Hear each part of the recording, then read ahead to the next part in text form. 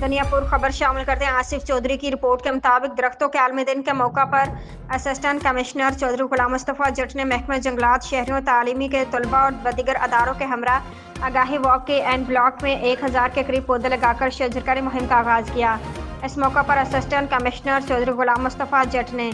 ماحولیاتی آلودگی کے خاتمے اور ماحولیاتی تبدیلی پر قابو پانے کے لیے شجرکاری کو اہم قرار دیتے ہوئے کہا کہ درخت انسانوں کی زندگی کے لیے نہایت ضروری ہیں اور یہ ہماری زمین کو سرسبز و شاداب رکھنے میں اہم کردار ادا کرتے ہیں۔ اسسٹنٹ کمشنر چودھری غلام مصطفیٰ جٹ نے مزید کہا کہ اس مہم کے تحت تعلیمی اداروں، ہسپتالوں، سرکاری اداروں اور دیہاتوں میں 1 لاکھ کے قریب پودے لگائے جائیں گے تاکہ ماحول کو بہتر بنایا جا سکے۔ واک کا مقصد شہر میں شجرکاری کی اہمیت کے بارے میں آگاہی فراہم کرنا ہے۔ انہوں نے اس موقع پر تمام شہریوں، تعلیمی و دیگر اداروں کو شجرکاری مہم میں حصہ لینے کی دعوت دی اور کہا کہ سب کو مل کر اس عالمی مہم کا حصہ بنانا ہوگا تاکہ ہمارے ماحول کو بہتر بنایا جا سکے اور نسلوں کے لیے ایک صاف ستھرا سرسبز ماحول فراہم کیا جا سکے۔